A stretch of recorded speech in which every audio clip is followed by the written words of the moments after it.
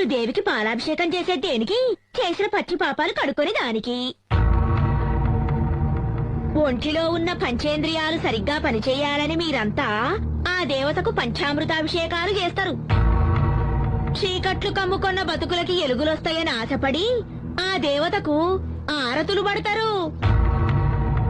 ముప్పొద్దుల పూజలు ఎందుకంటివి కదా సామి?